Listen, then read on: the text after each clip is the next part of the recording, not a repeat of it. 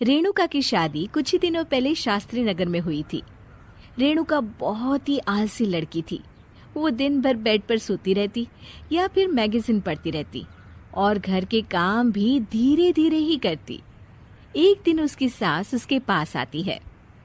बहू, आज बेसन का चिला बना दे, बड़ा मन कर रहा है।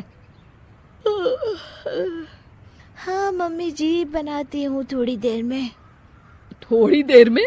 अरे थोड़ी देर में तो रात के खाने का वक्त हो जाएगा बहू। अच्छा मम्मी जी, तो फिर आप रात का खाना ही खा लीजिएगा ना। हे भगवान, कैसी आलसी बहू मिली है मुझे, हर काम को बस टालती ही रहती है।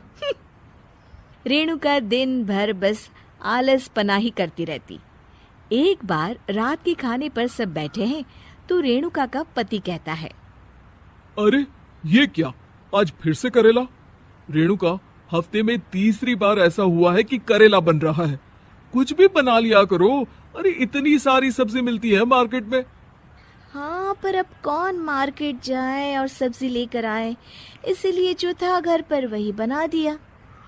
बहू, फ्रिज खोल कर देखती तो पता चलता कि सारी सब्जियां रखी होती है, पर तुम्हारा आलसपन खत्म हो तो तुम्हारी नजर जाए ना। विशाल कमरे में आकर रेणुका से पूछता है, रेणुका, मैंने कहा था तुमसे कि मेरे लिए रुमाल ले आना। मेरे सारे रुमाल खराब हो गए हैं। तुम ले आई क्या? आज नहीं गई, कल ले आऊंगी। ओफो, पिछले 4 दिनों से मैं यही सुन रहा हूँ। बिना रुमाल के ऑफिस जाना पड़ रहा है। तुम तो बहुत ही आलसी होती जा रही हो रेणुका। आपको रुमाल की जरूरत है ना, तो खुद ही खरीद लीजिए ना। हाँ, अब वही करूंगा। तुम्हारे भरोसे बैठा रहा तो कुछ नहीं होगा।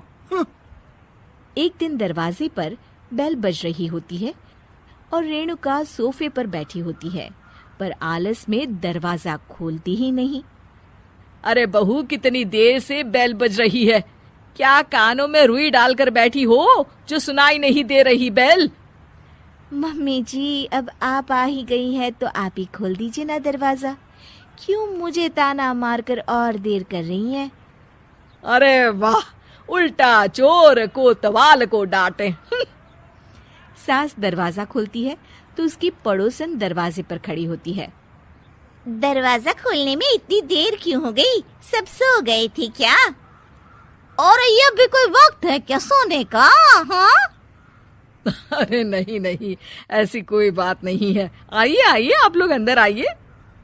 ओफो, इन सबको भी अभी आना था। अब मम्मी जी लगा देंगी मेरी ड्यूटी किचन में। बहू पकोड़े तल दे, बहू चाय बना दे। अरे बहू, सो गई क्या? कब से आवाज दे रही हूँ, जा चाय बना कर लिया। हाँ मम्मी जी, अभी जाती हूँ थोड़ी देर में।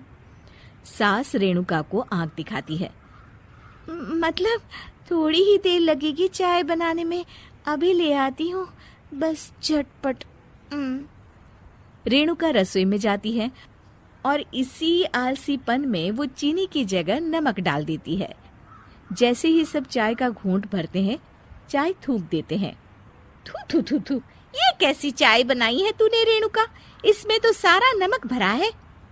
हाँ, और ये पकोड़े, इसमें इतनी मिर्च है कि मेरी तो हालत ही खराब हो गई खाकर। और रेणु जी, आपकी खातिरदारी में पहले तो कभी कोई कमी नहीं रहती थी, पर जब से आपकी ये बहू आई है ना, मामला कुछ गड़बड़ा सा गया है। हाँ हाँ, जहाँ आप इतनी एक्टिव है, वहीं आपकी बहू एकदम आलसी, एकदम राम मिलाई जोड़ी लगती है।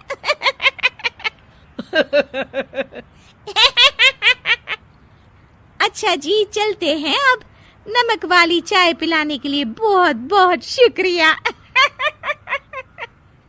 सब वहां से चले जाते हैं। अरे तूने तो मेरी नाक ही कटा दी बहू। वे लोग क्या सोच रहे होंगे मेरे बारे में? मम्मी जी, मैंने तो शक्कर ही डाली थी, पता नहीं नमक कैसे बन गई शक्कर। शक्कर नमक नहीं बना बहू रानी, तुम्हारा ये जो आलसपना है ना, ये उसी का नतीजा है। सॉरी मम्मी जी, अब मैं ये आलसपन छोड़कर सारे काम अच्छे से मन लगाकर करूंगी।